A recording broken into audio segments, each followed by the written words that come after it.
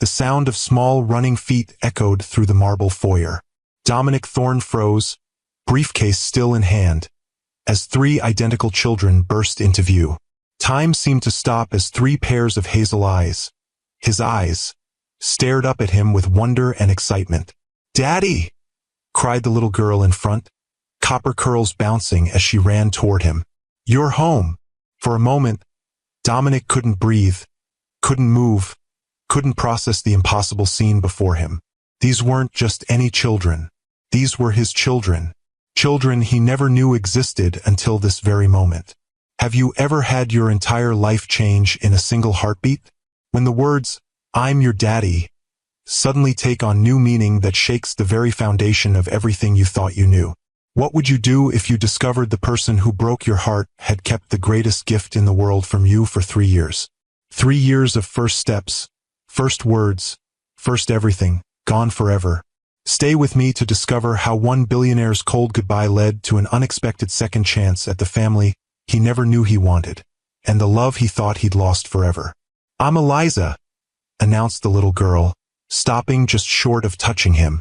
"That's Theo with the elephant, and that's Madeline. We're triplets. We're 3. Mama said you're our daddy, and we're staying with you while she fixes the broken building." Eleanor appeared in the doorway behind the children, her expression a mixture of apology and hope. "I see you've met your children, Dominic." "My children," he repeated softly, the words not a question but a revelation.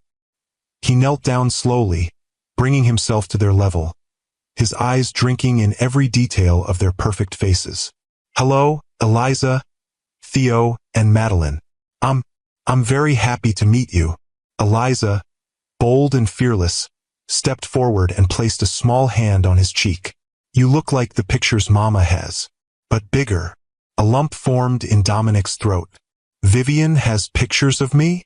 "In her special box," Madeline confirmed, moving closer now. "She looks at them sometimes when she thinks we're sleeping." The knowledge that Vivian had kept reminders of him, that she might have her own regrets, sent a wave of emotion through Dominic that he struggled to contain. Theo, still clutching his stuffed elephant, took a tentative step forward. "This is Archie," he said quietly, holding up the stuffed animal. "He keeps me safe at night." Without hesitation, Dominic reached out and gently touched the elephant's worn ear. "Hello, Archie. Thank you for taking such good care of Theo." The simple acknowledgement seemed to break through the boy's shyness. His face lit up with a smile so like Vivian's that Dominic felt his chest constrict. "Would you like to see our room?" Eliza asked, already tugging at his hand. "Miss Eleanor made it pretty for us." Dominic looked up at Eleanor, who nodded encouragingly. "They've been waiting for you since they arrived this afternoon. Vivian had to leave for Chicago. There's a structural emergency with one of her projects." "Vivian's projects?" Dominic asked, allowing Eliza to pull him to his feet, while Theo slipped a small hand into his other one.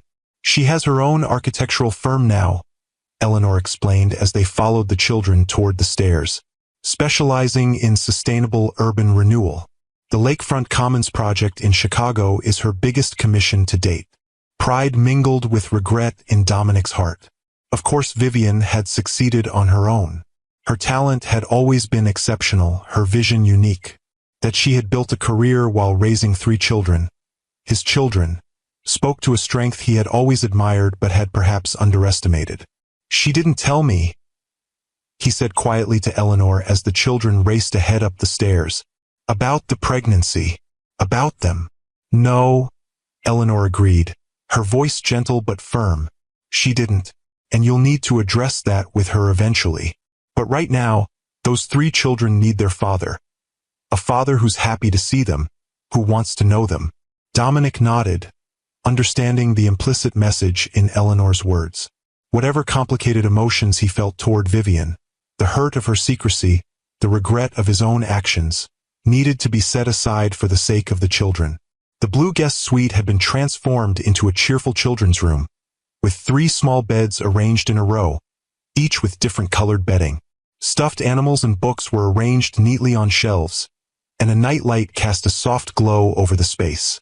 "This is my bed," Eliza announced, pointing to the one with purple bedding. And that's Theo's with the green, and Madeline's is the blue one. It's a wonderful room, Dominic said, genuinely impressed by how quickly Eleanor had adapted his austere home for children. Do you like it? It's bigger than our room at home, Madeline observed. But we miss Mama. I understand, Dominic said, sitting down on the edge of Eliza's bed as the children gathered around him. I'm sure you do miss her, but she'll be back soon, and until then, I'll take very good care of you. Do you know how to make pancakes? Theo asked seriously. Mama makes pancakes shaped like animals on Saturdays. Dominic, who had never cooked a meal in his life, found himself smiling. I don't know how to make pancakes yet, but I'm very good at learning new things. Perhaps you can teach me on Saturday. It's almost bedtime, Eleanor interjected gently. Why don't you get ready for bed? And your father can read you a story? Yes. Eliza clapped her hands. Mama always reads us a story before bed. As Eleanor helped the children change into pajamas and brush their teeth, Dominic stood by the window, watching the rain and trying to process the seismic shift in his world. He had children. 3 beautiful, perfect children who carried his blood and Vivian's spirit. And Vivian, what must she have gone through? Pregnant with triplets, building a new career, raising 3 children alone. All because he had pushed her away, convinced that his own emotional damage made him unworthy of the future they might have had together. When the children were tucked into their beds, Eleanor handed him a well-worn copy of Goodnight Moon with an encouraging smile. They said this is their favorite. Dominic sat in the chair between the beds and opened the book, his deep voice filling the room as he read the simple, soothing words. 3 pairs of eyes, his eyes, watched him with wonder and growing drowsiness. By the time he finished, Theo was already asleep, clutching Archie tightly.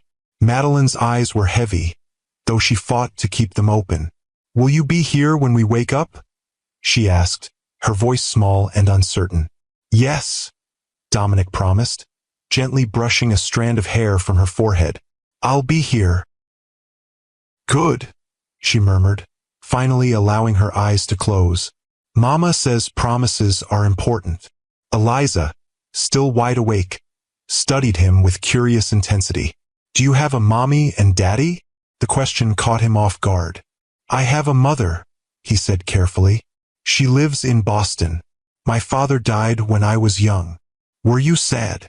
Yes, Dominic admitted, surprised by his own honesty with this child he'd just met. I was very sad for a long time. Eliza nodded, as if this confirmed something important. Sometimes Mama is sad too, but she says we're her sunshine that makes the sad go away. Something twisted in Dominic's chest, regret, longing, a glimpse of what might have been if he hadn't been so afraid. You should sleep now, he said softly. Tomorrow is a new day. Okay, good night, Daddy. The word, so casually spoken, hit him with unexpected force. Good night, Eliza, he whispered, leaning down to press a gentle kiss to her forehead. When all 3 children were finally asleep, Dominic made his way downstairs to find Eleanor waiting in his study with a glass of scotch and an envelope. You look like you need this, she said, handing him the drink. And this is from Vivian. She asked me to give it to you after you'd met the children. Dominic took both, sinking into his leather chair. Why didn't she tell me, Eleanor? The question that had been burning inside him since the moment he saw those 3 small faces looking up at him with his own eyes. That's something you'll need to discuss with her, Eleanor replied carefully. But I think her letter might provide some insight. If you've ever had to rebuild your life after heartbreak, hit that like button right now. Dominic stared at the envelope for a long moment before finally opening it. Inside was a single sheet of paper covered in Vivian's distinctive handwriting, the elegant, precise script he'd admired on countless design notes and love letters in another lifetime. Dominic, by now you've met Eliza, Theo, and Madeline. I imagine you're feeling shocked, confused, and perhaps angry that I kept them from you for 3 years. You have every right to those feelings. I found out I was pregnant the morning you ended our relationship. 3 heartbeats where there should have been 1. I was terrified and heartbroken. And yes, Too proud to tell you after you'd made it clear our relationship was over. I'm not asking for anything beyond this week of emergency childcare. The children know you're their father, but they have no expectations. They're well-adjusted, happy, and secure in their lives. When I return from Chicago, we can discuss how to move forward in whatever way you're comfortable with. The children's medical information, daily routines, and favorite foods are in the blue folder Eleanor has. Theo is allergic to strawberries. Madeline needs her special blanket to sleep. Eliza will try to negotiate a later bedtime. Don't let her persuade you. Thank you for doing this. I wouldn't have asked if I had any other option. Vivian. Dominic read the letter twice, then set it aside and took a long swallow of scotch. The words were practical, restrained, giving no hint of Vivian's emotions beyond her initial fear and heartbreak 3 years ago. She's built an entire life without me, he said finally. Raised 3 children, started her own firm, moved on completely. Eleanor gave him a measured look. Has she? The children mentioned a box of photographs she keeps. That doesn't sound like someone who's completely moved on. Maybe not, Dominic conceded. But she had no intention of ever telling me about them, did she? If not for this emergency in Chicago, I might never have known I had children. Perhaps, Eleanor agreed. Or perhaps she was waiting for the right time. For what it's worth, those children are clearly loved and well cared for. Whatever her reasons for keeping them from you, Vivian has been an excellent mother. Dominic closed his eyes, suddenly overwhelmed by memories of the last time he'd seen Vivian. The pain in her eyes when he'd told her it was over. The way she'd held herself so rigidly, refusing to cry in front of him. The soft click of the door as she left his penthouse and his life. I don't love you anymore, he'd said, the lie burning his throat even as he forced the words out. You deserve someone who can give you what you need, Vivian. That person isn't me. He'd convinced himself it was the right thing to do, that his own damaged childhood had left him incapable of the emotional openness she deserved, that he would eventually disappoint her, hurt her. Better to end things cleanly than to slowly destroy the vibrant, loving woman who had somehow broken through his carefully constructed walls. But in the 3 years since she'd walked out of his penthouse and his life, Dominic had come to recognize the magnitude of his mistake. Without Vivian's warmth, her intuitive understanding of his unspoken thoughts, her ability to soften his hard edges, his world had become a sterile monument to success without meaning. He'd thrown himself into work, expanding Thorne Architectural Group internationally, accumulating accolades and wealth that meant nothing without someone to share them with. At night, in the emptiness of his perfectly designed home, he would sometimes find himself reaching for her in his sleep, only to awaken to cold sheets and regret. And now this 3 children who carried his blood, who called him Daddy with such easy trust. 3 years of their lives he could never get back. First steps, first words, first everything. Gone forever because of his fear, his pride, his misguided attempt to protect Vivian from himself. What do I do now, Eleanor? He asked, the question more vulnerable than any he'd allowed himself in years. You be their father, she answered simply. For however long they're here, you give them what they need. And when Vivian returns, you have an honest conversation about the future. I don't know how to be a father, Dominic admitted, the scotch and the emotional exhaustion of the evening breaking down his usual reserve. My own father was hardly a model to follow. No one knows how at first, Eleanor said gently. But those children already love you simply because you're their father. That's a gift, Dominic. Don't waste it. As he made his way to his bedroom later that night, Dominic paused outside the children's room. The door was ajar, and he could hear the soft, rhythmic breathing of 3 small humans who had irrevocably changed his life in the span of a few hours. His children, his and Vivian's. For the first time in 3 years, the hollow ache in his chest was replaced by something else. Something warm and terrifying and wonderful all at once. He had no idea what the morning would bring, how he would manage 3 toddlers, or what would happen when Vivian returned. But as he finally lay down in his own bed, one thing was certain. His life would never be the same again. And perhaps, just perhaps, that was exactly what he needed. The morning arrived with a cacophony of sounds Dominic's meticulously ordered home had never known. Little feet padding across hardwood floors, excited whispers, and finally, the unmistakable crash of something valuable meeting its demise. He bolted upright in bed, momentarily disoriented until the events of the previous night came rushing back. The children, his children. By the time he reached the hallway, Eleanor was already there, calmly sweeping up the remains of what appeared to have been an antique vase. "I'm sorry," Theo whispered, clutching Archie to his chest, eyes wide with fear. "I didn't mean to." Dominic's first instinct was irritation. The vase had been a rare Ming Dynasty piece acquired at auction for a small fortune. But the look on his son's face, instantly dissolved any concern for the priceless artifact. "It's just a thing," Dominic said, kneeling to meet Theo's eyes. "Things can be replaced. Are you hurt?" Theo shook his head, relief washing over his features.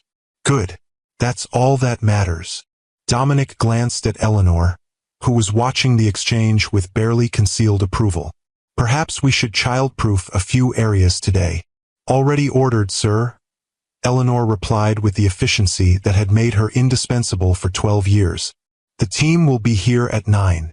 Eliza appeared in the doorway of the children's room, her copper curls a wild tangle around her face. "I'm hungry," she announced without preamble. "Can we have pancakes?" Dominic checked his watch, 6:17 a.m. His usual morning routine involved a 5-mile run, protein shake, and 90 minutes of emails before most of the world was even awake. "Pancakes," he repeated, as if considering a complex architectural problem. "I suppose we could try that." Madeline joined her siblings, already fully dressed in a neat blue jumper, her hair somehow perfectly combed. "Mama makes them in shapes," she informed him seriously. "Animals and stars and hearts." "I see." Dominic straightened, facing the first real challenge of fatherhood with the same determination he applied to billion-dollar negotiations. "Well, I can't promise animals, but I'm sure we can manage something edible." Eleanor coughed discreetly. "Perhaps I should assist with breakfast this first morning." "Nonsense," Dominic replied, surprising himself with his own response.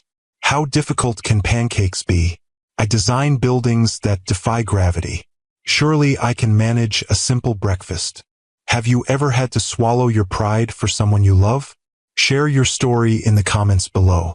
45 minutes later, the kitchen, a showcase of minimalist design that had been featured in Architectural Digest, looked like a war zone. Flour dusted every surface, eggshells littered the counter, and something sticky had splashed across the refrigerator door.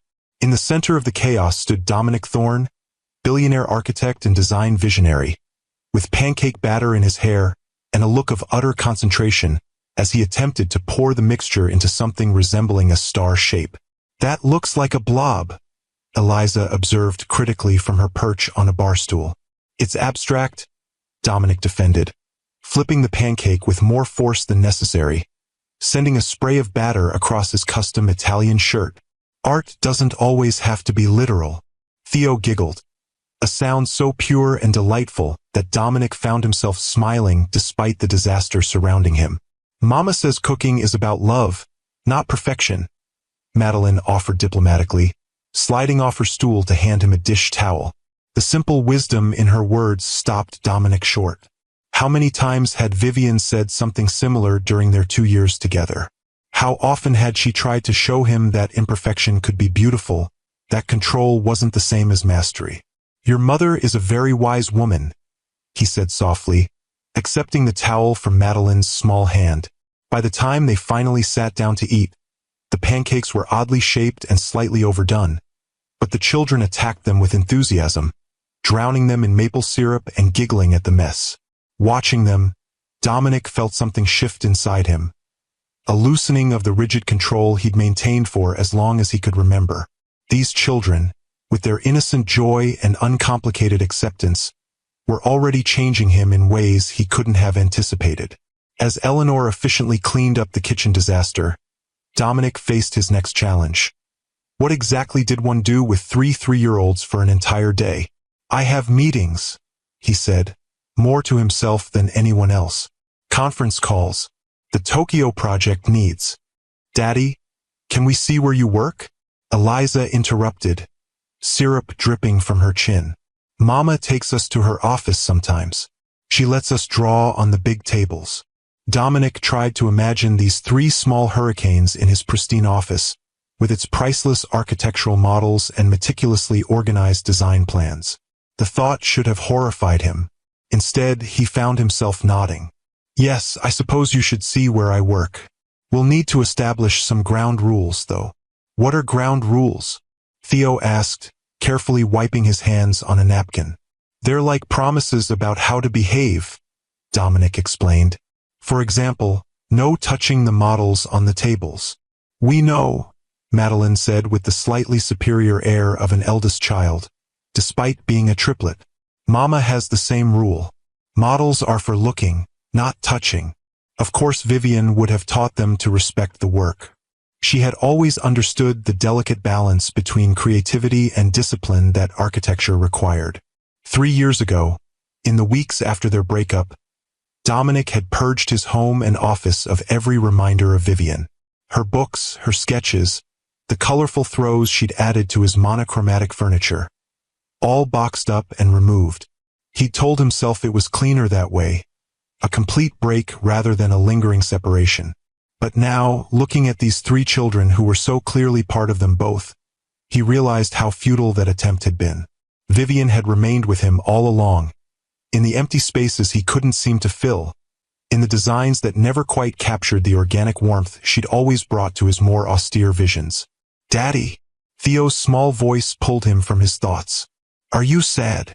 Dominic realized he'd been staring silently at the children for several moments.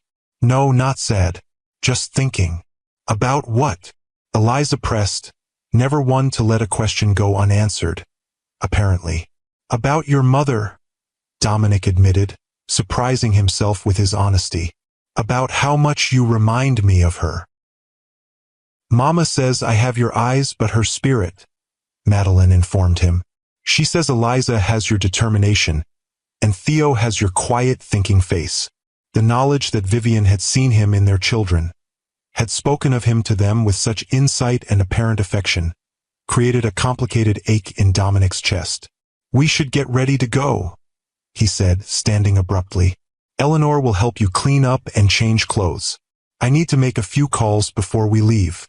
In his study, door firmly closed, Dominic allowed himself a moment of pure, unfiltered emotion. Anger, regret, wonder, joy, all of it washing through him in waves that threatened to overwhelm his carefully maintained control. 3 years. He had missed 3 years of their lives. First steps, first words, first everything. Gone forever because Vivian had chosen to keep them from him. But had she really had a choice? He had ended their relationship with a finality that left no room for discussion. Had told her he didn't love her when the truth was he'd been terrified of how much he did love her, of how vulnerable that made him. If she had told him about the pregnancy, what would he have done? Offered financial support, certainly. But would he have been ready to be a father? To open himself to the kind of love these children clearly inspired? Or would he have kept them at the same emotional distance he'd maintained with everyone else in his life? The questions had no easy answers, and there was no changing the past now. All he could do was move forward, try to be the father these children deserved for however long they were in his life. His phone buzzed with a text from his executive assistant. Board wants update on Tokyo project. Conference call in 20 minutes? Dominic typed a quick response. Bringing my children to the office today. Reschedule for tomorrow. The immediate reply, you're what? Would have been amusing if the situation weren't so surreal. My children. Triplets. 3 years old. We'll explain later. By the time they arrived at Thorne Architectural Group's headquarters in downtown Washington, Dominic had mentally prepared himself for the inevitable disruption these 3 small humans would cause to his meticulously ordered professional world. What he hadn't prepared for was the way his staff would react to the sight of him. Their notoriously perfectionist, emotionally reserved boss, holding hands with 2 toddlers while carrying a third who had fallen asleep in the car. Mr. Thorne, his assistant stammered, rising from her desk as they exited the elevator. I didn't. That is, we weren't expecting. Amelia, these are my children, Dominic said with a calmness he didn't entirely feel. Eliza, Madeline, and Theo. They'll be with me today. Please have the conference room stocked with appropriate snacks and activities for 3-year-olds. Of course, Amelia replied, recovering her professional demeanor despite the shock evident in her eyes. Right away, sir.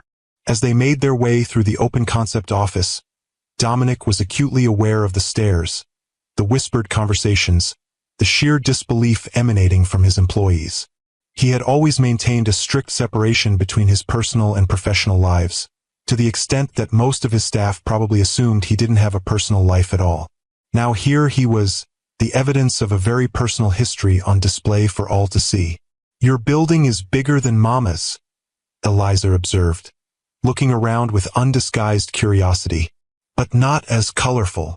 Mama has plants everywhere, Madeline added, and big windows that open. Theo, now awake and walking beside him, simply held tighter to his hand, clearly overwhelmed by the new environment and the attention they were receiving. We design different kinds of buildings, Dominic explained, guiding them toward his private office. Your mother has always preferred organic, sustainable spaces. My work tends to be more gray, Eliza supplied helpfully. A laugh escaped him before he could stop it, drawing even more startled looks from nearby staff. Yes, I suppose it is rather gray. Inside his office, with its floor-to-ceiling windows overlooking the Potomac, Dominic settled the children with paper and colored pencils at his conference table while he attempted to review the Tokyo project files. Is this Mama? Madeline asked suddenly, pointing to a framed photograph on his bookshelf. Dominic froze. The photograph shouldn't have been there. He'd removed all pictures of Vivian years ago. But when he looked where Madeline was pointing, he saw it, a group photo from the American Institute of Architects Awards ceremony 5 years earlier. Vivian stood beside him as he accepted the prestigious Pritzker Prize, her face alight with pride and love. Yes, he admitted, moving to stand beside Madeline. That was a very important night for me. Your mother was there to share it. She's pretty, Eliza declared, abandoning her drawing to examine the photograph. She's smiling really big. She was very proud that night, Dominic said softly. She had helped with many aspects of the design that won the award, though I didn't acknowledge that properly at the time. It was true. Vivian's influence on the project had been significant, her organic sensibilities softening his more rigid geometries, creating a harmony that neither of them could have achieved alone. Yet in his acceptance speech, he had barely mentioned her contribution, too focused on his own achievement to properly credit hers. Mama says we should always share the praise when we work together, Theo said quietly, looking up from his careful drawing of what appeared to be a building with an impossible number of windows. The simple statement, delivered without judgment or accusation, hit Dominic with unexpected force. How many times had he failed to acknowledge Vivian's contributions, both professionally and personally? How often had he taken without giving in return? Your mother is right, he said, kneeling to meet Theo's eyes. Sharing praise is very important. I'll remember that. The rest of the morning passed in a blur of conference calls conducted with Eliza spinning in his office chair, design reviews interrupted by Madeline's thoughtful questions about structural integrity, and a client meeting that Theo observed with such serious attention that the client jokingly offered him an internship. By lunchtime, Dominic was exhausted but strangely exhilarated. Seeing his work through the children's eyes, their questions, their observations, their unfiltered responses to the designs, had awakened something he'd almost forgotten. The pure joy of creation, of making something beautiful simply because it could be beautiful. You're different with them? Amelia observed quietly as she helped set up lunch in the conference room. I've worked for you for 7 years, and I've never seen you smile so much. Glanced at the children, now happily exploring the architectural models displayed along the windows under Eleanor's watchful eye. They make it easy, he admitted. They have no expectations, no preconceptions. They just accept. They're wonderful children, Amelia said. Their mother must be remarkable. She is, Dominic replied without hesitation. More than I gave her credit for. The afternoon brought new challenges as the children's energy began to flag. Theo grew cranky without his usual nap. Eliza became increasingly demanding of attention, and even Madeline's patience wore thin as the day progressed. By 4 o'clock, Dominic made the executive decision to abandon work entirely and take them to the nearby park, where they could burn off energy before dinner. Watching them race across the playground, their laughter carrying on the autumn breeze, Dominic felt a strange sense of peace settle over him. For 3 years, he had filled his life with work and achievement, accumulating success that felt increasingly hollow. Now, in the space of less than 24 hours, these 3 small humans had shown him how empty that existence had been. His phone rang, his mother's ringtone. For a moment, he considered letting it go to voicemail, as he often did.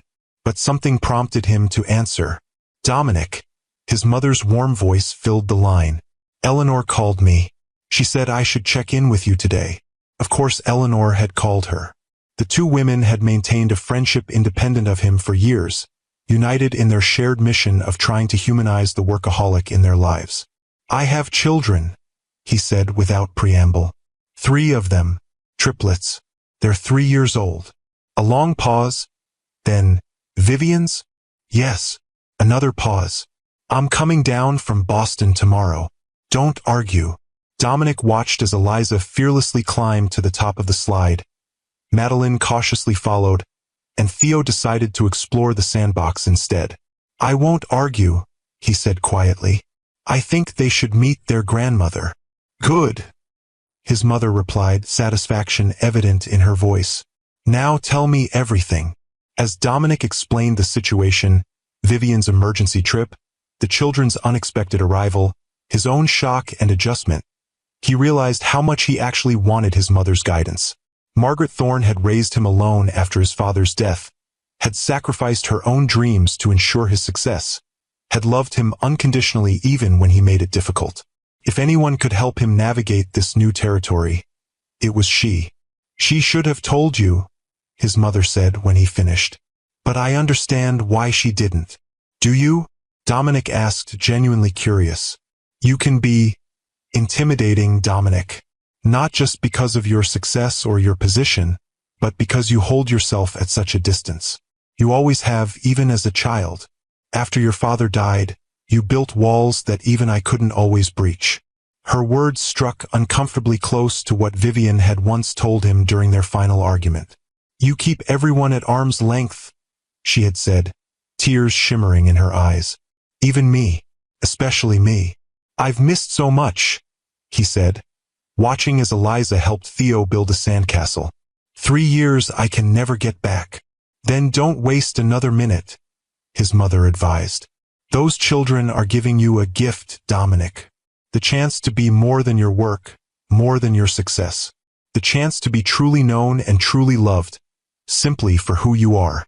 As he hung up, Dominic realized that was exactly what Vivian had offered him too. The chance to be loved for himself, not his achievements or his wealth or his genius.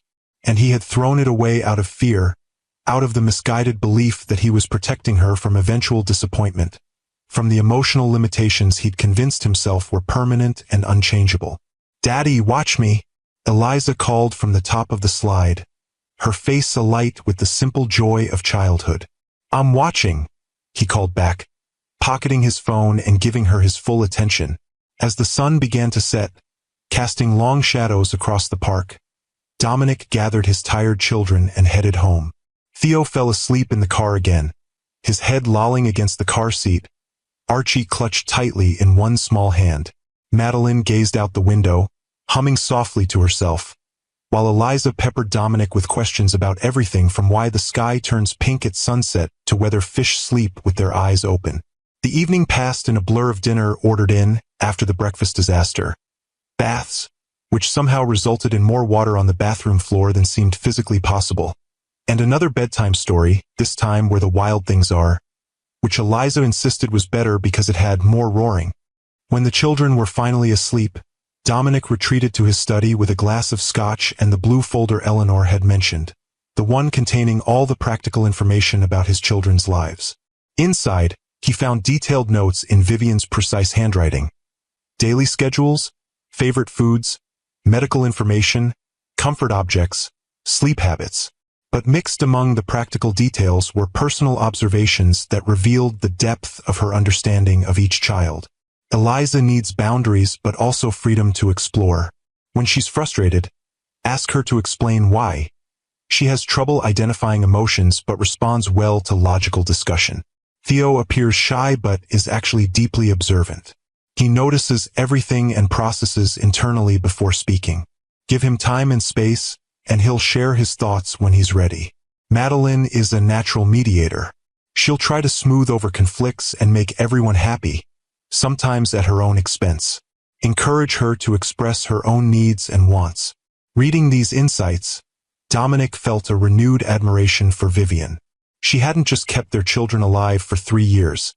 She had studied them, understood them, nurtured their unique personalities with thoughtful intention. The last page of the folder contains something unexpected, a collection of photographs. Vivian holding 3 newborns in a hospital bed, her face exhausted but radiant.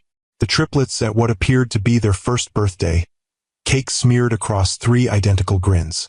A more recent image of all 4 of them at a beach, waves lapping at their feet as they laughed into the camera. A life he should have been part of, moments he could never reclaim. But there were other photographs too, ones that surprised him. The children in front of his buildings. Vivian pointing out the distinctive Thorn architectural style to toddlers who couldn't possibly understand but were looking up with rapt attention nonetheless. Theo sleeping beneath a framed blueprint of the Singapore Tower that had won Dominic his 2nd international award.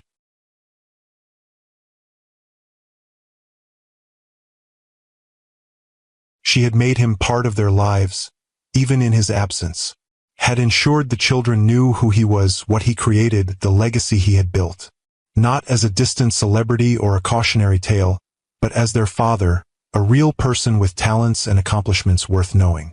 The realization humbled him in a way few things ever had. When Eleanor checked on him an hour later, she found him still at his desk, the photographs spread before him, his expression thoughtful. "They're remarkable children," she said softly. "They are," Dominic agreed. "She's done an extraordinary job with them." "So have you today," Eleanor observed. "For someone who claimed to know nothing about children, you've adapted remarkably well." Dominic gave a short laugh. "I've made every mistake possible. And yet they adore you already," Eleanor countered. "Children are perceptive, Dominic. They sense when someone cares, even if that someone is still learning how to show it." The next morning brought a new routine, slightly less chaotic than the first, though still far removed from Dominic's usual regimented schedule. After a breakfast of cereal, wisely avoiding another pancake disaster, he found himself facing a practical dilemma. His mother would arrive that afternoon, and he had an unavoidable meeting with the Tokyo investors. "I could reschedule," he said to Eleanor as they watched the children playing in the garden room. "The Nakamura group would understand a family emergency. They've flown halfway around the world specifically to meet with you," Eleanor reminded him. "And the children will be fine with me until your mother arrives." Dominic hesitated, watching as Theo carefully constructed a tower of blocks, while his sisters engaged in an elaborate game involving stuffed animals and what appeared to be a rescue mission.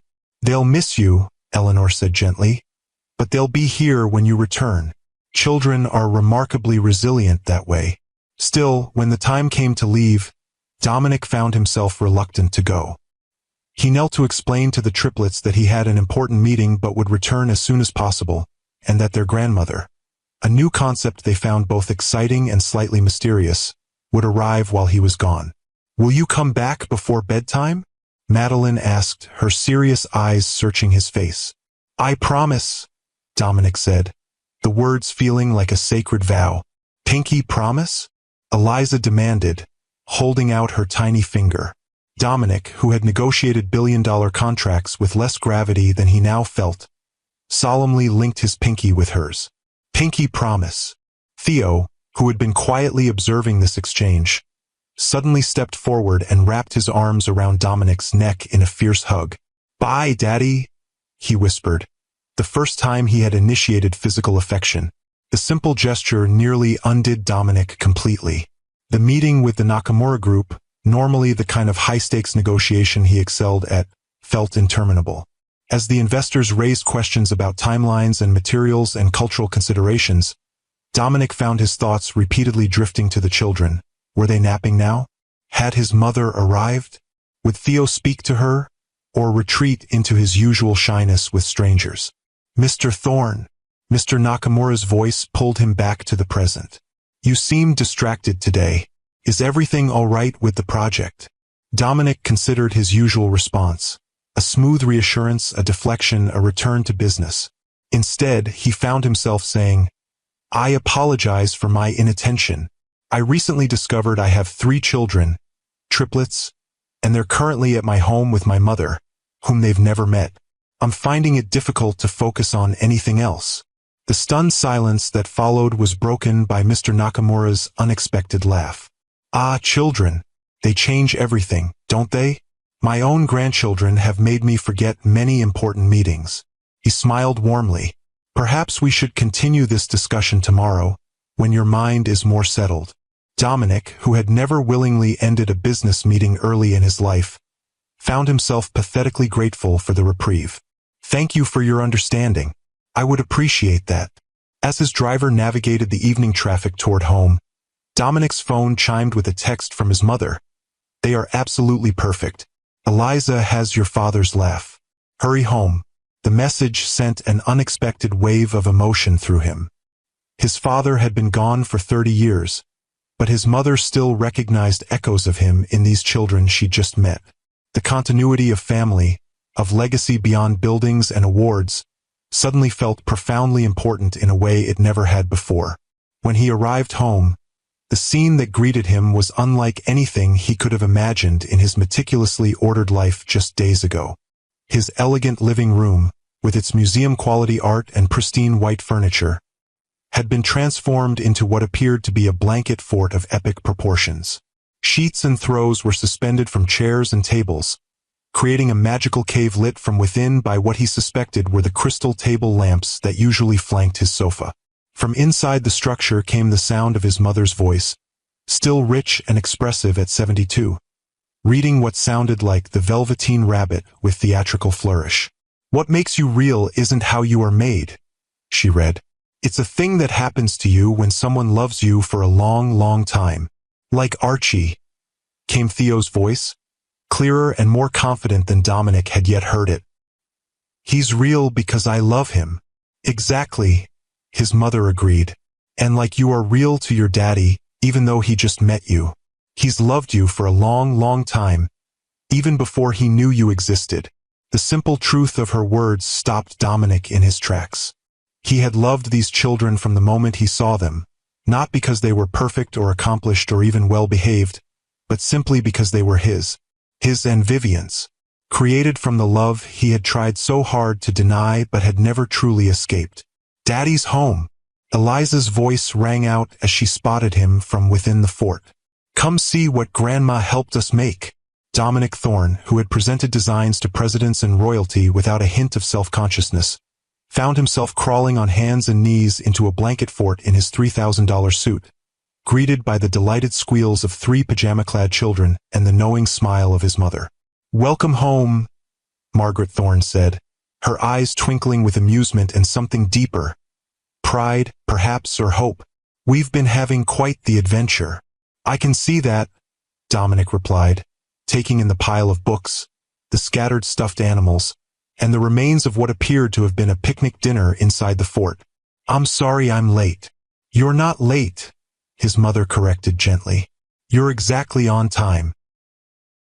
If you believe in second chances and the healing power of forgiveness, subscribe to Timeless Love Tales with Mr. Harrison for more stories that touch your heart. That night, after the children were finally asleep, a process that took considerably longer with the excitement of their grandmother's presence, Dominic and his mother sat in his study, sharing a bottle of wine and the kind of honest conversation they rarely had. She's done a remarkable job with them, Margaret observed. They're confident, curious, kind to each other. That doesn't happen by accident. No, Dominic agreed. Vivian is extraordinary. Always was. Then why did you let her go? The question was gentle but direct, as was his mother's way. Dominic swirled the wine in his glass, considering his answer. I told myself I was protecting her, that I couldn't give her what she needed, that I would eventually disappoint her. And the real reason? He met his mother's knowing gaze. I was terrified of how much I loved her, of how vulnerable that made me. After Dad died, you and I both know I built walls. Vivian was the only one who ever truly breached them, and that felt dangerous, his mother supplied. Like losing your father all over again. Yes, the admission cost him, but it was time for honesty. I convinced myself it was better to end things on my terms than to risk her leaving when she finally saw the truth about me. And what truth is that? That I'm emotionally stunted, incapable of the kind of openness she deserved. Margaret Thorne studied her son for a long moment. Do you know what I see when I look at you with those children? A man who is anything but emotionally stunted. I see tenderness, patience, joy. All the things you've convinced yourself you're incapable of. That's different, Dominic protested. They're children. They make it easy. No, his mother countered firmly. They make it necessary. There's a difference. You've always had these capacities, Dominic. You've simply chosen not to exercise them with adults because adults can hurt you in ways children can't. At least, that's what you've told yourself. Her words struck uncomfortably close to home. It may be too late anyway, he said after a moment. Vivian has built a life without me. She only reached out because she had no other option for childcare. Perhaps, his mother allowed. Or perhaps this is an opportunity. One you shouldn't waste out of pride or fear. The next few days fell into a surprisingly comfortable rhythm. With his mother's help, Dominic navigated the complexities of parenthood with growing confidence. He learned each child's preferences and quirks, discovered the magic of impromptu dance parties in the kitchen, experienced the peculiar pride of watching Theo finally master the monkey bars at the park. By Saturday morning, pancake day, he felt almost competent as he mixed batter and heated the griddle under Eliza's critical supervision. More vanilla, she instructed, standing on a chair beside him. Mama always puts an extra. Like this? He asked, adding another splash to the mixture. Perfect, she declared after a serious taste test of the raw batter, which he suspected Vivian would not have approved. As they worked together, Dominic found himself wondering what Vivian was doing at that moment in Chicago. Was the structural issue resolved? When would she return? And what would happen when she did? The questions had been circling in his mind all week, growing more insistent as he fell deeper in love with these three small humans who had upended his carefully ordered existence. His phone rang, Vivian's name appearing on the screen for the first time in 3 years. His heart stuttered as he answered, suddenly nervous in a way he hadn't been since their first date. Dominic. Her voice was exactly as he remembered, warm, slightly husky, with the hint of a Virginia accent she'd never quite lost despite years in Washington. I hope I'm not interrupting anything. We're making pancakes, he replied, watching as Eliza attempted to pour batter into a Mickey Mouse shape, or attempting to, at least. A soft laugh. Ambitious for your first week of fatherhood. How's Chicago? He asked, moving slightly away from the children for privacy. Complicated. The structural issue is more serious than initially reported. I've been working around the clock with the engineering team. She paused. How are they? The children? They're wonderful, Dominic said simply. Perfect, actually. You've done an amazing job with them, Vivian. Another pause, longer this time. Thank you. That means a lot coming from you. The formality between them felt strange after the intimacy they had once shared, after the children they had created together. When will you be back? He asked, the question that had been foremost in his mind all week. That's why I'm calling. The situation here is worse than expected. I need to stay at least another week, possibly 2. Her voice held genuine regret. I know it's a lot to ask, especially given the circumstances, but it's fine, Dominic interrupted. They can stay as long as necessary. My mother is here helping, and we're managing well. Your mother? Surprise colored Vivian's voice. Margaret is there? She came down from Boston as soon as she heard about the triplets. They've bonded instantly. I'm glad, Vivian said softly. They should know their grandmother. The implication hung between them, that perhaps they should have known her all along, that the separation Vivian had maintained had cost the children relationships they deserved to have.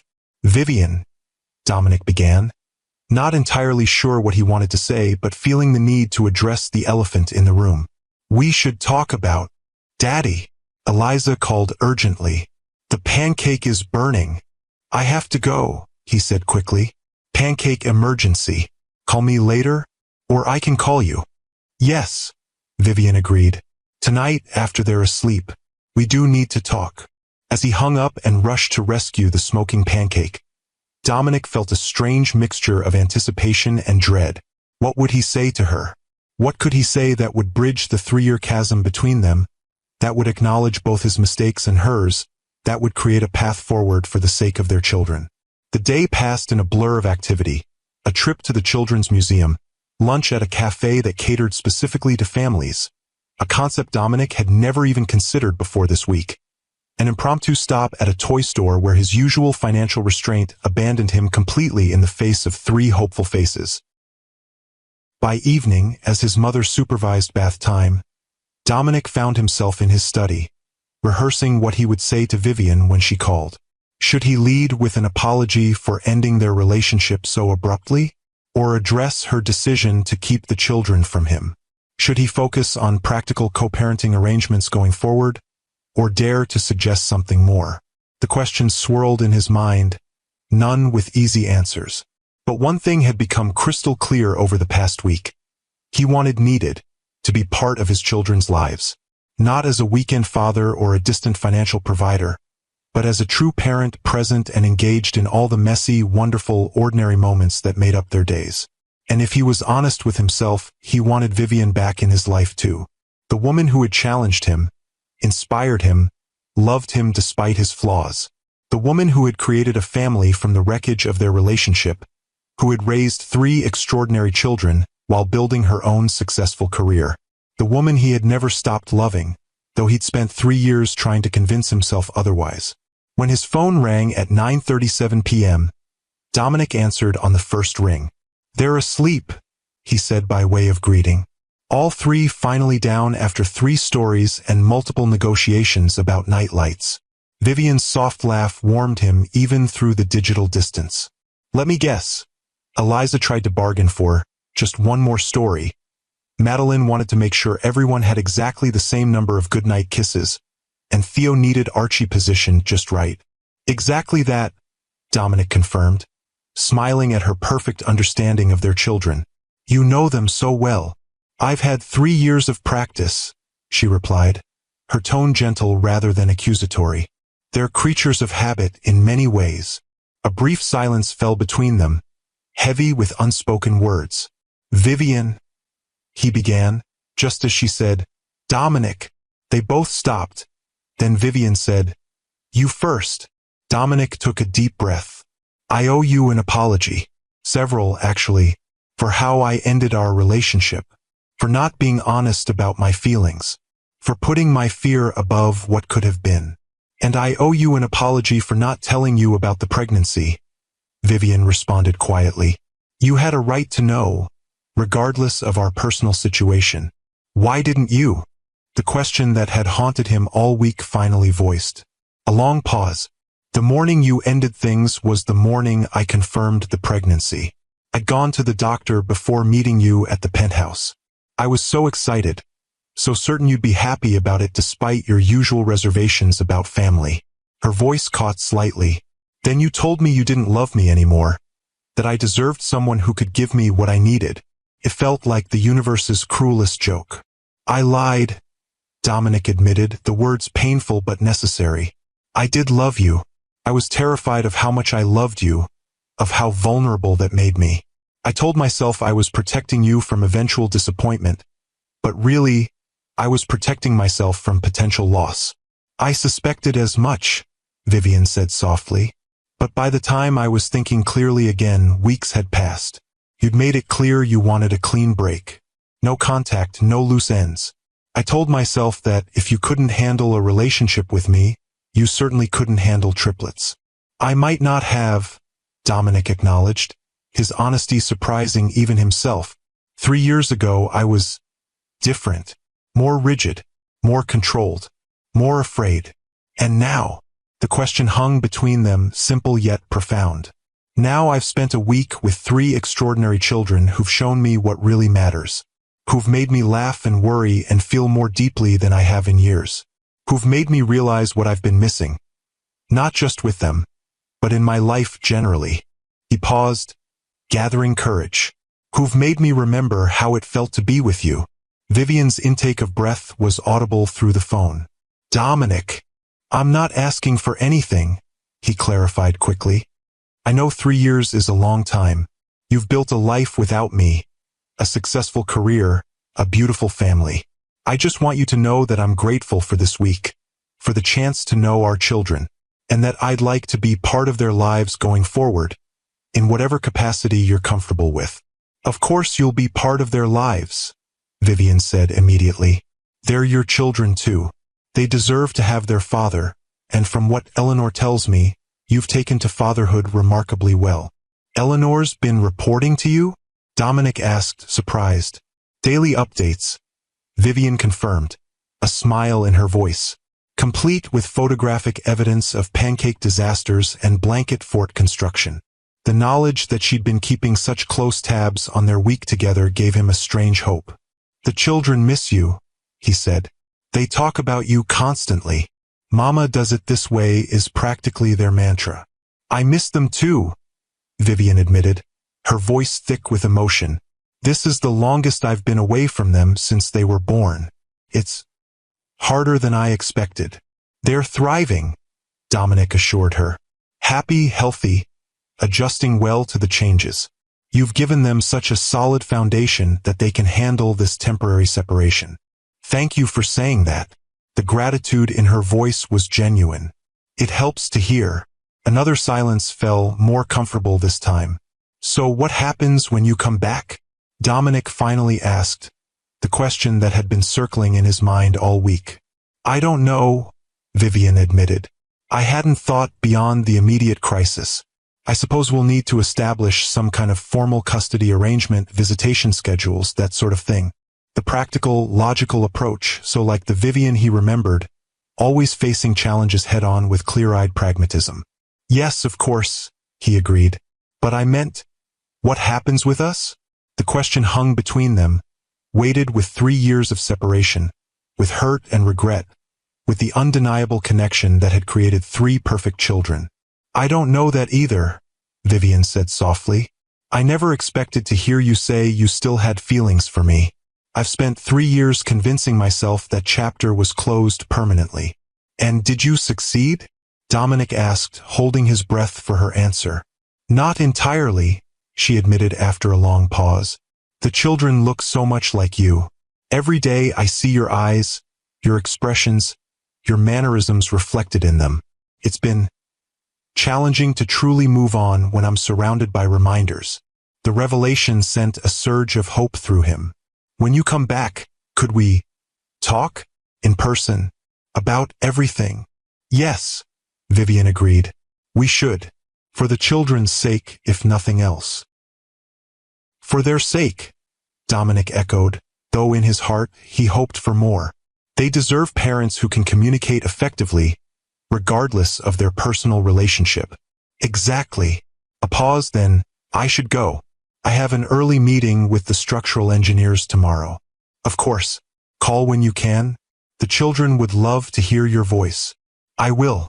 Good night, Dominic. Good night, Vivian. As he ended the call, Dominic felt lighter than he had in years. The conversation hadn't resolved everything. Far from it. But it had opened a door he'd thought permanently closed. A door to possibility, to potential, to a future he hadn't dared imagine until this week. The days that followed fell into a new rhythm. Mornings with the children, afternoons split between work and family time, evenings filled with dinner, baths, stories, and the occasional video call with Vivian, whose face lit up at the sight of her children even through the digital screen. Dominic watched these interactions with a mixture of joy and wistfulness, noting how Vivian's entire demeanor softened when she spoke to the triplets, how her laugh came more easily, how her eyes sparkled with love and pride. She had always been beautiful, but motherhood had added a depth to her beauty that took his breath away. This was a Vivian he hadn't known, confident in a new way, grounded in purpose, radiating the quiet strength that came from creating and nurturing life. "You're staring," his mother observed one evening after the children had said goodnight to Vivian and gone upstairs for their bath. "Am I?" Dominic asked, not bothering to deny it. "You look at her the same way you did 5 years ago, when you first brought her to Boston to meet me," Margaret said gently. "Like she's a rare architectural marvel you can't quite believe exists." The description was apartment. Vivian had always inspired that sense of wonder in him. Her mind, her talent, her capacity for joy and creation. It was one of the things that had terrified him most about loving her. The fear that something so precious couldn't possibly last, that he would inevitably lose her one way or another. "I made a terrible mistake letting her go," he admitted to his mother.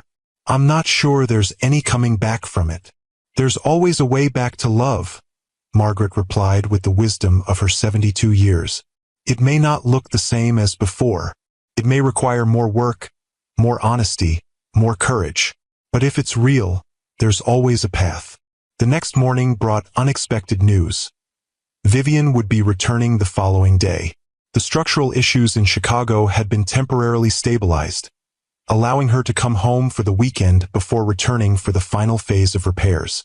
"She'll be here tomorrow afternoon," Dominic told the children over breakfast, watching their faces light up with excitement. "Mama's coming home," Eliza shouted, bouncing in her seat. "Will she stay here with us?" The innocent question highlighted a practical issue Dominic hadn't considered. Where would Vivian stay? Would she take the children back to their home immediately? Would she expect to stay in his house temporarily? "I'm not sure about the arrangements yet," he answered honestly. "But she'll be here to see you, and that's what matters." As the children raced off to help Eleanor prepare for Vivian's arrival, a process that seemed to involve making welcome home cards and deciding which toys to show her first, Dominic found himself facing a wave of anxiety he hadn't anticipated. For a week, he had been the primary parent, the center of the children's world. Tomorrow, Vivian would return. The mother they adored, the constant in their lives for 3 years. Where would that leave him? How would they navigate this new dynamic, this sudden shift from separate lives to forced cooperation? "You're overthinking again," his mother observed, joining him at the breakfast table with a fresh cup of coffee. "I can practically hear the gears turning."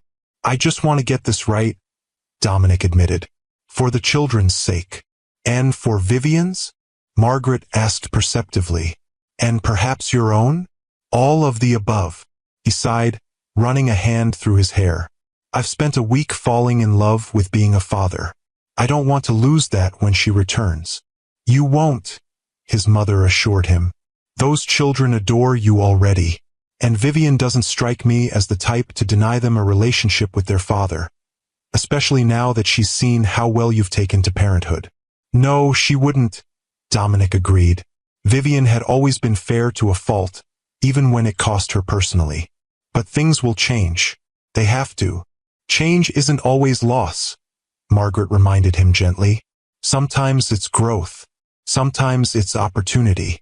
Sometimes it's the universe giving you exactly what you need, even if it's not what you expected." The wisdom in her words stayed with him throughout the day as he made preparations for Vivian's arrival. He had Eleanor prepare the guest suite with fresh flowers and Vivian's favorite scented candles, still remembered after 3 years. He arranged for her favorite meal to be delivered from the Italian restaurant they had once frequented together. He even found himself straightening his already immaculate home with unusual attention to detail. "You're nervous," Eleanor observed as she caught him rearranging the books in the living room for the 3rd time. "I haven't seen you this anxious since the Beijing Olympic Commission presentation." "I'm not nervous," Dominic protested automatically. Then, with a rueful smile, I'm terrified. She'll be pleased with how you've cared for the children, Eleanor assured him. That's what matters most to her. I know. And he knew that Vivian's primary concern would always be the triplets' well-being. It was one of the countless things he admired about her. The next day dawned bright and clear, a perfect autumn Saturday that seemed designed for reunions.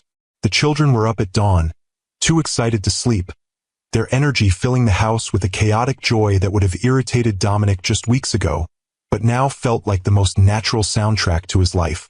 When will Mama be here? Theo asked for the dozenth time as they finished lunch. Her flight lands at 2, Dominic explained patiently. Then she needs to get her luggage and take a car from the airport, so probably around 3:30. That's forever, Eliza groaned dramatically, flopping onto the sofa. It's 3 hours, Madeline corrected, always the practical one. We can watch Frozen and then do our special pictures for Mama, and then she'll be here.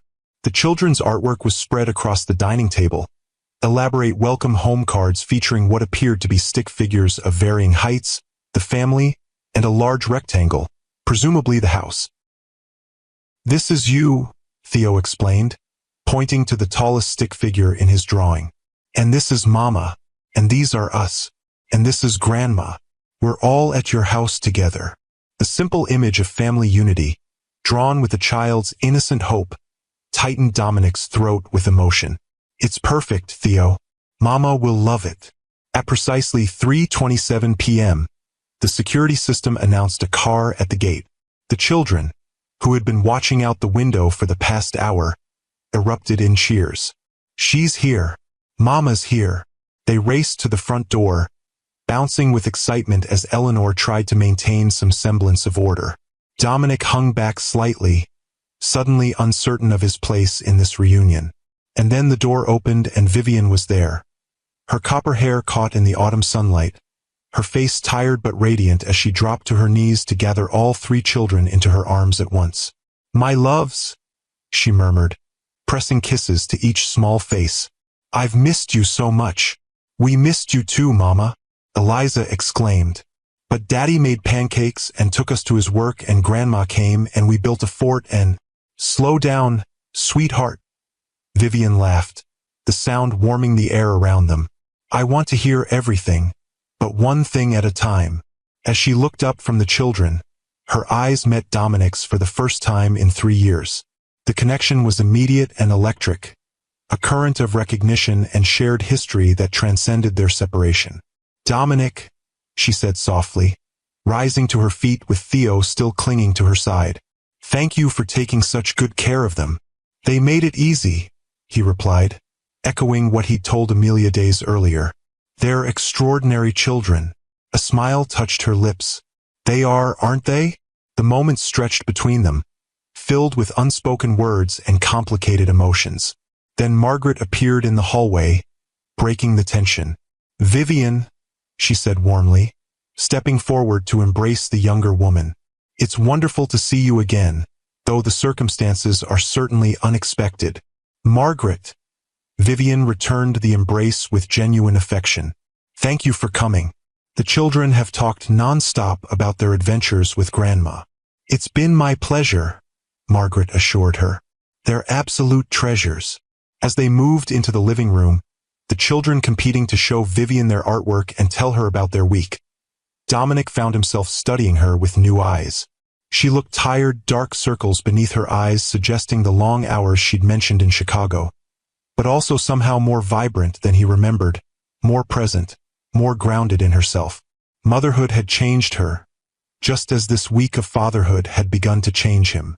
They were different people now than they had been 3 years ago, shaped by separate journeys and separate challenges. Yet watching her with their children, seeing the love that flowed so naturally between them, Dominic felt a connection deeper than anything they'd shared before. This was Vivian as she was meant to be, strong, nurturing, radiantly alive in her purpose. And these children were the living embodiment of what they had created together, of the love that had existed between them despite his fear and her pride. The afternoon passed in a blur of stories and laughter, the children eager to share every detail of their week with their mother. Dominic watched as Vivian listened with complete attention, asking questions, expressing delight at their adventures, reassuring them about her absence. "Will you stay here tonight, Mama?" Madeline asked as dinner was being served. "There's room in our bedroom for another bed." Vivian glanced at Dominic, a question in her eyes. "I hadn't thought that far ahead, sweetheart. I should probably take you all home to our house." "But we like it here," Eliza protested. "Daddy's house is big and Grandma is here, and we have the fort in the living room." "Fort?" Vivian asked, raising an eyebrow at Dominic. "A structural marvel," he replied with a small smile. "Load-bearing capabilities questionable, but aesthetic appeal undeniable." Her laugh, spontaneous and genuine, sent a wave of warmth through him. How long had it been since he'd made her laugh like that? How many moments of simple joy had he missed in his determination to protect himself from potential pain? "You're welcome to stay," he offered quietly. "The guest suite is prepared. It would give you more time with the children without the disruption of moving them tonight." Vivian considered this, her expression thoughtful. "That's very kind. If you're sure it's not an imposition." "Not at all," Dominic assured her, aware of his mother and Eleanor exchanging glances across the table. "It makes the most sense for the children." "For the children," Vivian echoed, something unreadable flickering in her eyes. "Then yes, thank you. I'll stay tonight." The decision made, dinner continued with the cheerful chaos that seemed to accompany all meals with 3-year-olds. Dominic found himself watching Vivian. The graceful way she cut Theo's food into manageable pieces, her patient responses to Eliza's endless questions, the gentle reminders to Madeline about sitting properly in her chair. She made motherhood look effortless, though he knew from his week of experience that it was anything but. The realization deepened his already profound respect for what she had accomplished these past 3 years, raising triplets while building a career, all without the support he should have provided. After dinner, as the children led Vivian on a grand tour of the blanket fort, now expanded to include most of the living room, Dominic retreated to the kitchen under the pretense of helping Eleanor with cleanup. "You're hiding," his mother observed, joining him at the sink where he was unnecessarily rinsing dishes that would go into the dishwasher. "I'm giving them time together," Dominic corrected. "They've missed her. And you're afraid of being alone with her," Margaret continued, undeterred. "Afraid of the conversation you know you need to have." Sometimes his mother's perceptiveness was deeply inconvenient. "It's complicated. Life usually is," she agreed. "But avoiding complications doesn't make them disappear. It just postpones the inevitable." Before Dominic could respond, Eliza appeared in the doorway. "Daddy, Mama says it's bath time. She says you can help if you want." The simple invitation to participate in this ordinary family ritual felt monumental somehow. "I'd like that," he said, drying his hands on a towel. "If your mother doesn't mind." "She said to ask you," Eliza reported, already turning to race back to her siblings. "Hurry up. I want the purple bubbles." Bath time with 2 adults proved both easier and more complicated than Dominic's solo attempts had been. Easier because there was an extra pair of hands to manage soap and shampoo and the constant danger of water escaping the tub. More complicated because of the acute awareness of Vivian beside him, their arms occasionally brushing as they helped the children, the domestic intimacy of the scene at odds with the unresolved tension between them. "You've gotten quite good at this," Vivian observed as Dominic expertly wrapped Theo in a towel, the technique he'd perfected over the past week, ensuring maximum coverage with minimum struggle. "I've had excellent teachers," he replied, nodding toward the children. "They're very clear about what works and what doesn't." "They do have strong opinions," Vivian agreed with a smile, helping Madeline into her pajamas. "Especially Eliza. I wonder where she gets that from," Dominic said, the teasing comment slipping out before he could consider its appropriateness. But Vivian just laughed, the sound warming the steamy bathroom. "Certainly not from her father, who has never had a strong opinion about anything in his life." The gentle sarcasm, so reminiscent of their earlier relationship, eased something in Dominic's chest. Perhaps they could find their way back to at least a friendly co-parenting relationship, if nothing more. Bedtime followed its now familiar routine, though with Vivian present. The children were more excited than usual, requiring extra stories and songs before finally settling down. Dominic found himself hanging back slightly, allowing Vivian to lead the ritual she had established over 3 years. "One more story, Mama," Eliza pleaded, even as her eyes grew heavy. "Please." "Not tonight, sweetheart," Vivian said firmly. "You've already had 3 and it's late. But Daddy can read to you tomorrow night. Promise?" Eliza asked, turning to Dominic with sleepy insistence. "Promise?" he confirmed, the simple commitment filling him with unexpected joy. Tomorrow night. He would still be part of their bedtime routine tomorrow. As the children finally drifted off to sleep, Vivian and Dominic retreated from the room, closing the door softly behind them. "They'll be out until morning now," Vivian said, her voice low. "The excitement of today has worn them out completely. Would you like a glass of wine?" Dominic offered, suddenly nervous about being alone with her, without the buffer of children or his mother, who had tactfully retired to her room earlier. "That would be nice," Vivian agreed. "It's been a long week." In his study, with its floor-to-ceiling windows overlooking the illuminated gardens, Dominic poured 2 glasses of the Bordeaux he remembered she preferred. Vivian accepted hers with a murmured thanks, moving to stand by the windows. "Your home is beautiful," she observed, gazing out at the carefully designed landscape. "Very you. Too much me, perhaps," Dominic admitted, joining her at the window. "The children have made me realize how sterile it was before. All clean lines and perfect symmetry, but no warmth, no life." Vivian turned to look at him, surprise evident in her expression. "That's not something I expected to hear from you." "I've had something of an awakening this week," Dominic said quietly. "About what matters, what doesn't, what I've been missing without even realizing it." A silence fell between them, heavy with unspoken words and shared history. "Why didn't you tell me?" Dominic finally asked, the question that had haunted him since the moment he saw the triplets. "About the pregnancy. About them." Vivian sighed, her gaze returning to the darkened garden. "I told myself it was because you'd made it clear you didn't want a future with me. That telling you would only complicate an already painful situation." She took a sip of wine before continuing. "But if I'm being completely honest, pride played a role too. You hurt me, Dominic, deeply. And part of me wanted to prove I didn't need you, that I could do it all on my own." "You certainly proved that," Dominic acknowledged, no bitterness in his tone, only respect. "What you've accomplished is remarkable. 3 healthy, happy, well-adjusted children, a successful firm, a life built entirely on your terms." "It hasn't been easy," Vivian admitted. "There were nights I was so exhausted I cried while folding laundry at 2 a.m. Days when I thought I'd made a terrible mistake trying to balance motherhood and career. Moments when I almost called you, almost told you about them. Why didn't you? Fear, I suppose. Fear that you'd reject them as you'd rejected me.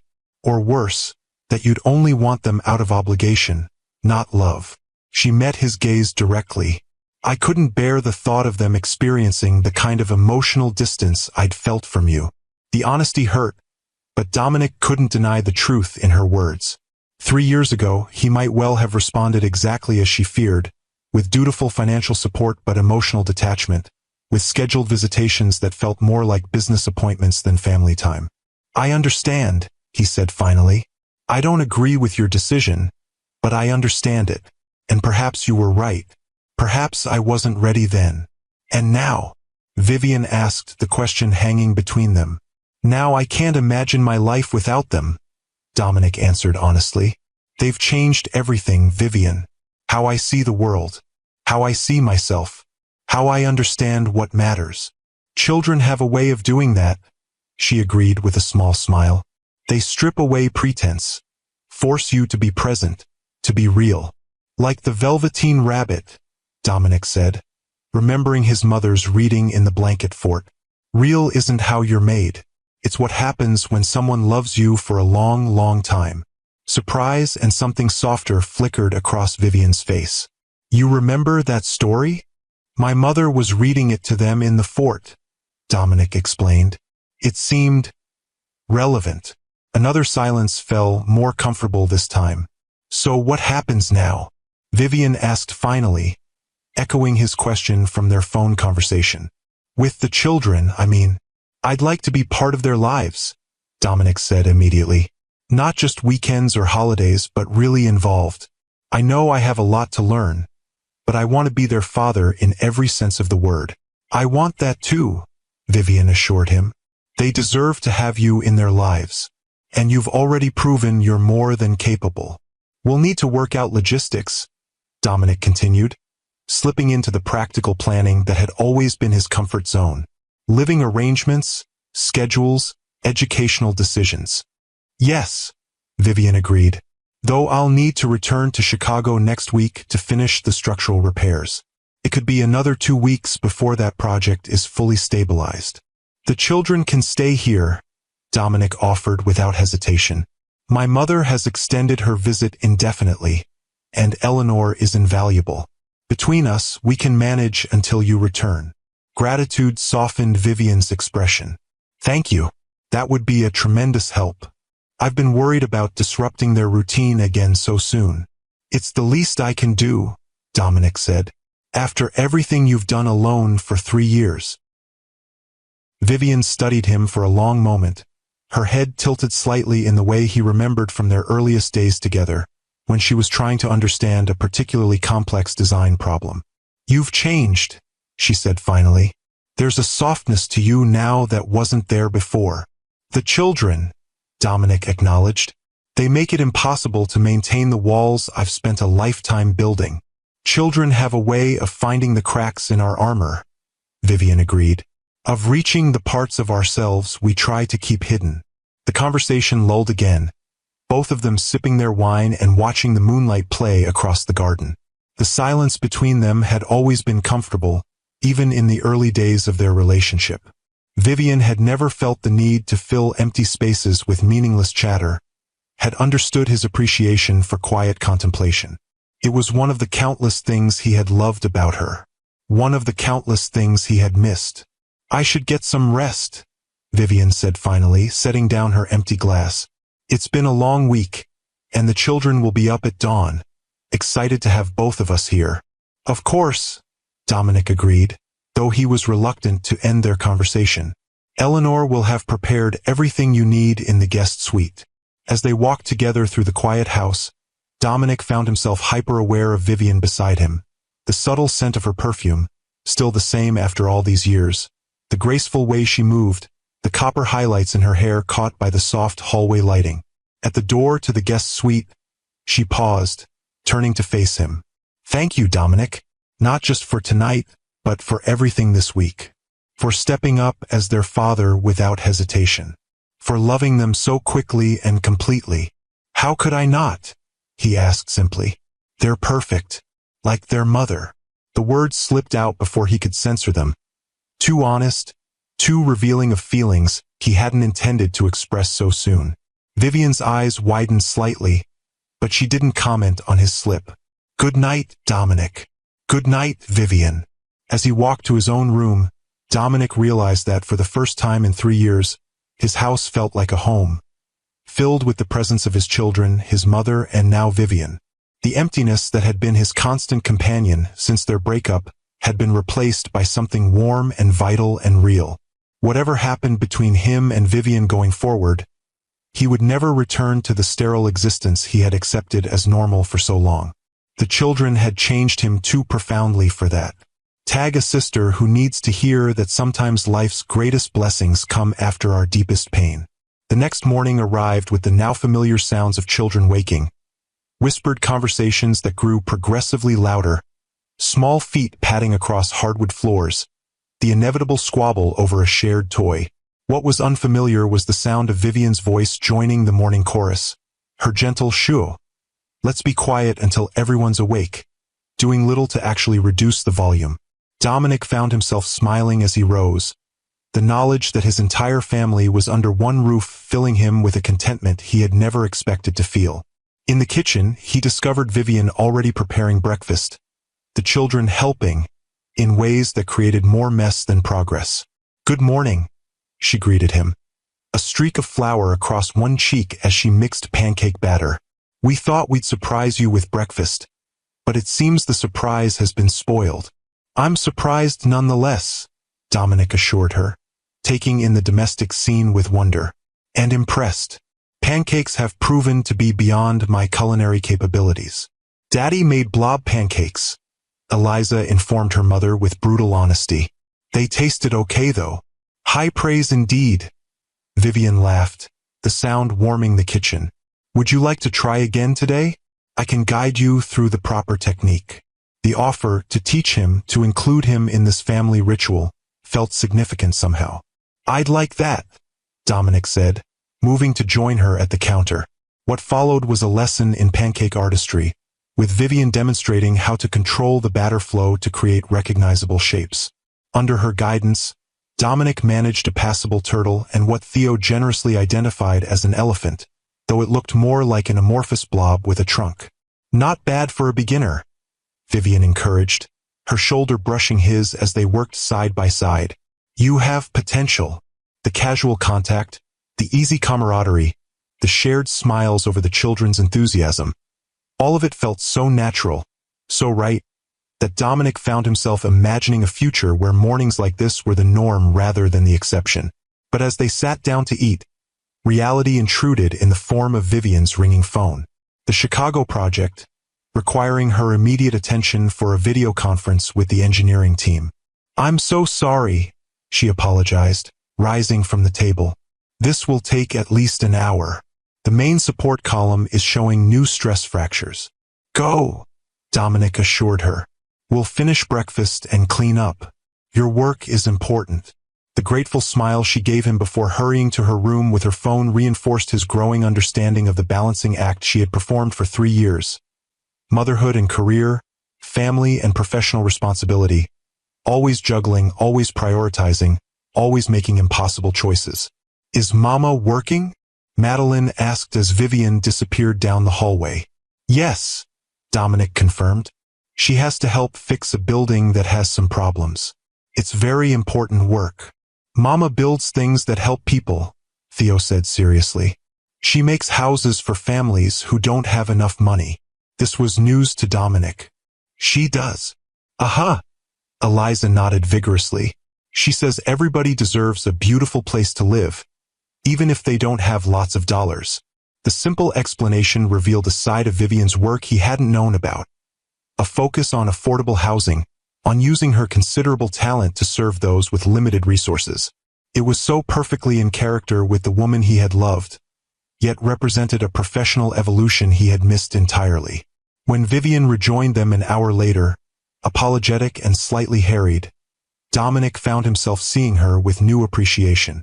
"The children were telling me about your affordable housing projects," he said as they cleared the breakfast dishes together.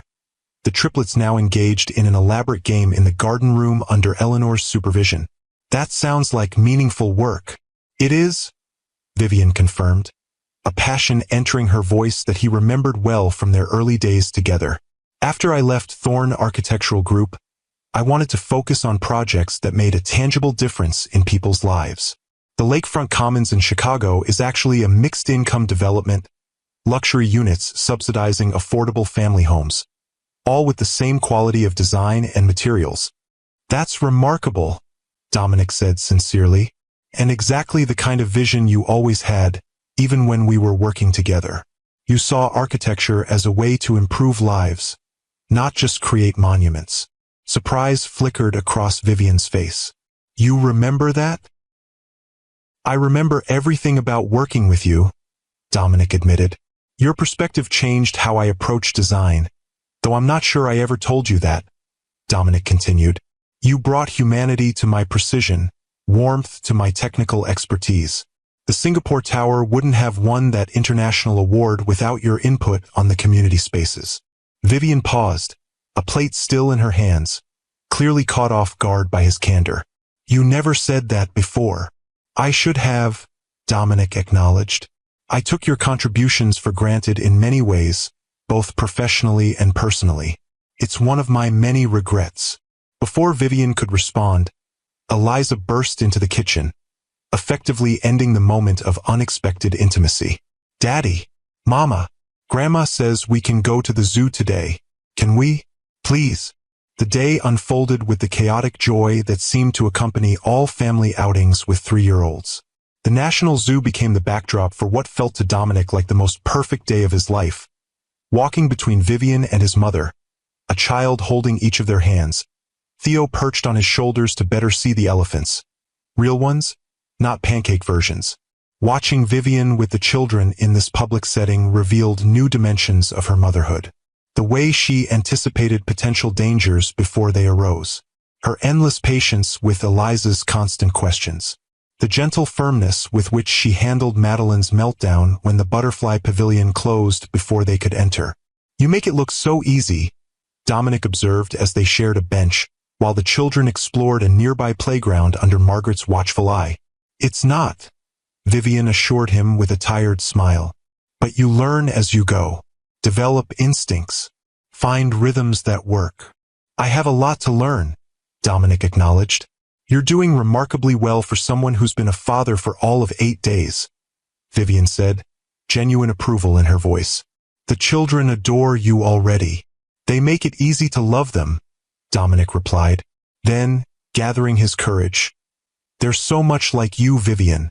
Your spirit, your curiosity, your determination.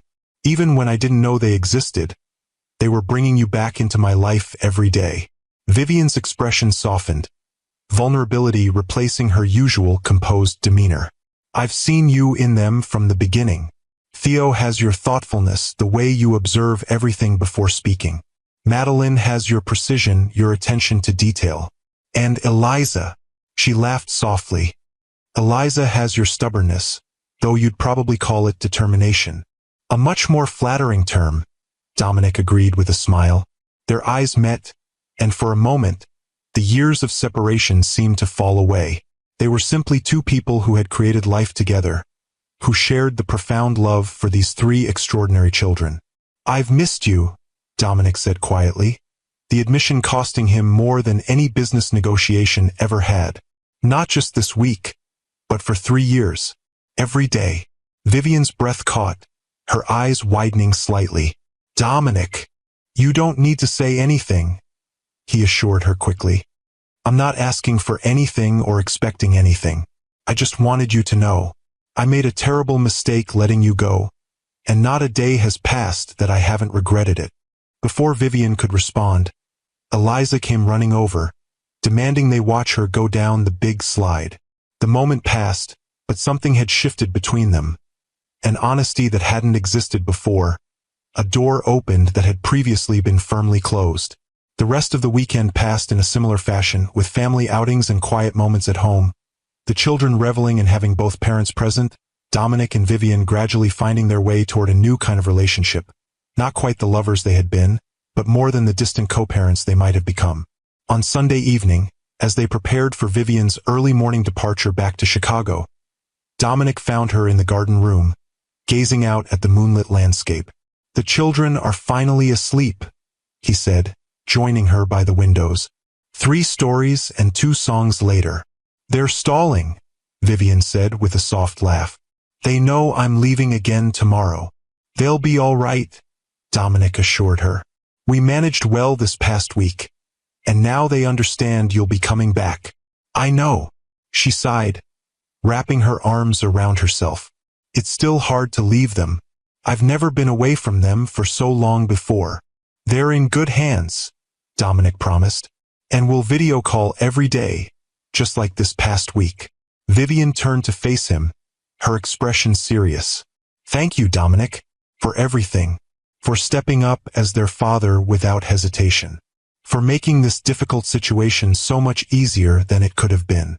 You don't need to thank me for being their father, Dominic said. It's who I am now, who I want to be. Still, Vivian insisted. Many men would have reacted very differently to discovering they had 3 children they never knew about. With anger, with resentment, with legal threats. You've been extraordinary. The compliment warmed him, but Dominic shook his head. I've simply been doing what anyone should do in this situation. putting the children first, learning to be a parent, trying to make up for lost time. A comfortable silence fell between them, both watching the gentle sway of trees in the night breeze. About what you said yesterday, Vivian began hesitantly. About missing me. I meant it, Dominic said simply. But I don't expect anything from you, Vivian. You've built a life without me, a successful career, a beautiful family. I'm grateful for whatever role you're willing to let me play in our children's lives going forward. What if I want more than that? Vivian asked, her voice barely above a whisper. Dominic turned to her, hardly daring to hope he'd understood correctly. What are you saying? I'm saying that I've missed you too, Vivian admitted, meeting his gaze directly. That seeing you with our children this weekend has shown me a side of you I always hoped existed but wasn't sure did. That perhaps we both have some healing to do, some trust to rebuild, but that I'm open to the possibility of something. I don't know what exactly, but something more than just co-parenting. Joy surged through Dominic, tempered by caution born of hard experience. Are you sure? After everything that happened between us? I'm not sure of anything, Vivian said honestly, except that our children deserve parents who at least try to find a way forward together. And that despite everything, despite 3 years apart, despite the hurt and the mistakes on both sides, there's still something between us worth exploring. Dominic reached for her hand, a gesture both tentative and hopeful. I'd like that, to explore what might be possible now with who we are today, not who we were 3 years ago. Vivian's fingers intertwined with his, the simple contact sending warmth through his entire body. Slowly, she cautioned, one step at a time. The children have to be our priority. Always, Dominic agreed. They come first in everything. As they stood together in the moonlight, hands linked, the promise of a new beginning hanging between them, Dominic felt a sense of rightness he had never experienced before. Whatever happened between them going forward, whether friendship or partnership or something more, they would face it together, united by the 3 perfect children sleeping upstairs. The next morning brought tearful goodbyes as Vivian prepared to return to Chicago. The children clung to her, extracting multiple promises about daily video calls and her swift return. Be good for Daddy and Grandma, she instructed, kneeling to embrace all 3 at once. I'll be back as soon as I can. We'll be fine, Dominic assured her, touched by the children's obvious devotion to their mother. Take the time you need to finish the project properly. We'll be here when you return. As Vivian's car pulled away, Dominic felt a momentary pang of loss, quickly replaced by determination. He would use these next 2 weeks to continue building his relationship with the children, to prepare for whatever future they might create together as a family. The days that followed fell into a new rhythm. Mornings with the children, afternoons split between work and family time, evenings filled with dinner, baths, stories, and the nightly video call with Vivian, whose face lit up at the sight of her children even through the digital screen. But now there were additional calls after the children were asleep, private conversations between Dominic and Vivian that stretched late into the night. They talked about the children, of course, but also about their work, their dreams, the people they had become during their 3 years apart. Slowly, cautiously, they began to rebuild the connection that had once bound them together, this time on a foundation of honesty and shared purpose, rather than the passionate, but ultimately fragile bond of their earlier relationship. I was thinking, Dominic said during one such call, a week after Vivian's departure, when you return, perhaps we should consider a more permanent arrangement. What kind of arrangement? Vivian asked, caution evident in her tone. The guest house on the property, Dominic explained. It's fully equipped, with 3 bedrooms and its own garden. You and the children could live there, maintaining your independence but allowing us to co-parent more easily. The children would have stability, access to both of us, and you would have space for your work. Silence greeted his suggestion, long enough that he began to worry he'd overstepped. That's actually a thoughtful idea, Vivian said finally. It would solve many practical issues. But are you sure? It's a significant change from your solitary lifestyle. My solitary lifestyle ended the moment 3 children called me Daddy, Dominic pointed out with a smile. And I have no desire to return to it. I want them in my daily life, Vivian. And you, in whatever capacity makes sense for us going forward. Let me think about it, she requested. It's a big decision, for all of us. Of course, Dominic agreed. No pressure, just an option to consider. The conversation shifted to other topics, but Dominic could tell the idea had taken root. It made practical sense, certainly, but represented so much more than logistics. It was a step toward the family he had never known he wanted until a week ago, a chance to be the father, and perhaps eventually the partner, he now desperately wanted to be. 2 days before Vivian was scheduled to return, Dominic received an unexpected call from her in the middle of the afternoon. Is everything all right? He asked immediately, concerned by the unusual timing. Everything's fine, Vivian assured him, though her voice held an excitement he hadn't heard before. Better than fine, actually. I've just had the most extraordinary meeting with Julian Reynolds. The name was familiar, one of Chicago's most prominent developers, known for innovative urban renewal projects. He's been following the Lakefront Commons work, Vivian continued, words tumbling out in her enthusiasm. He wants to commission my firm for a major project in Washington. A complete neighborhood revitalization in Anacostia.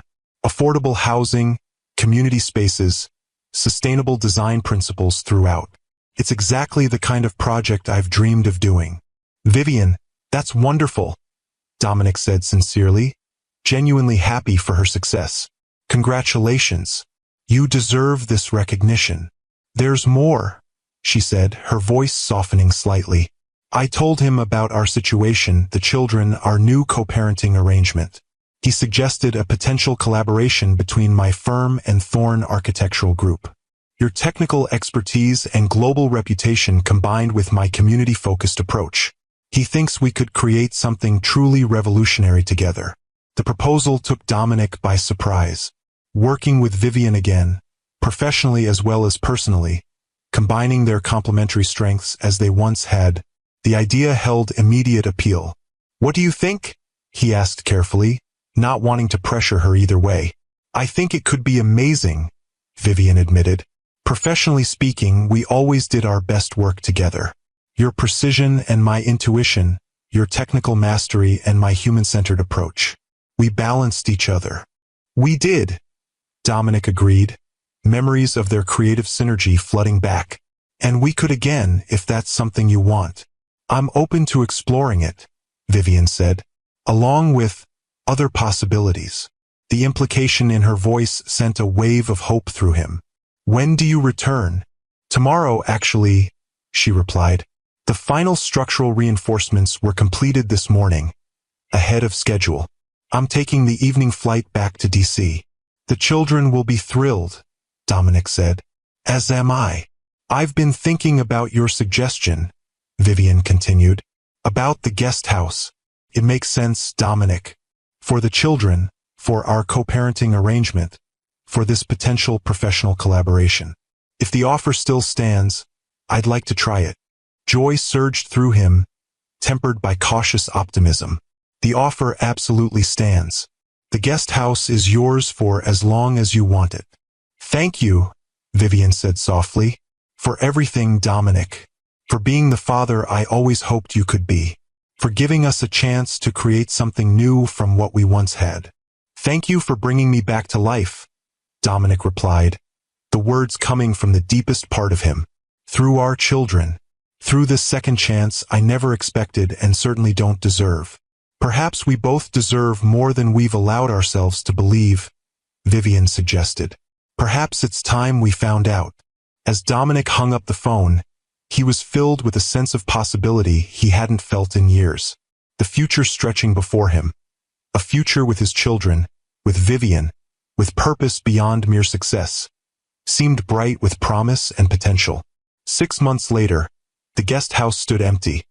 Its purpose served during a transitional period that had evolved into something neither Dominic nor Vivian had dared to imagine when 3 small children first called him Daddy.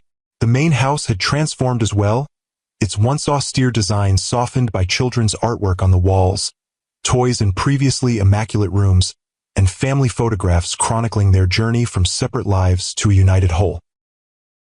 In the garden, under an arbor draped with spring flowers, Dominic watched as Vivian approached, led by 3 excited children in their finest clothes, each carrying a small basket of rose petals that they scattered with more enthusiasm than precision.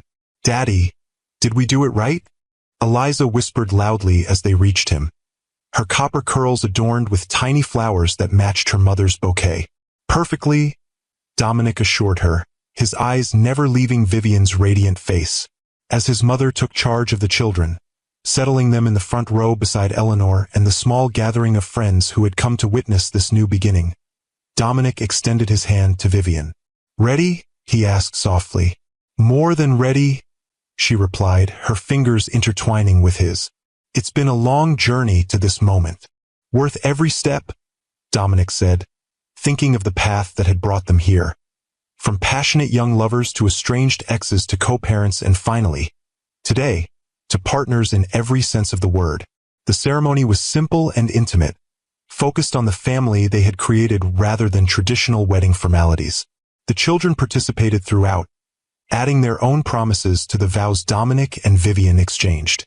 "I promise to be the best daddy ever," Dominic said solemnly to the triplets after completing his vows to Vivian. "To love you and your mother every day, to listen when you speak, to support your dreams, and to always be there when you need me. And we promise to love you back," Madeline responded, clearly having rehearsed her lines carefully. "And to not spill juice on your important papers." Laughter rippled through the small gathering, but Dominic felt the sincerity behind the childish promise. These 3 extraordinary children had taught him what truly mattered in life, had opened his heart to possibilities he had never imagined, had given him the courage to reach for the love he had once abandoned out of fear.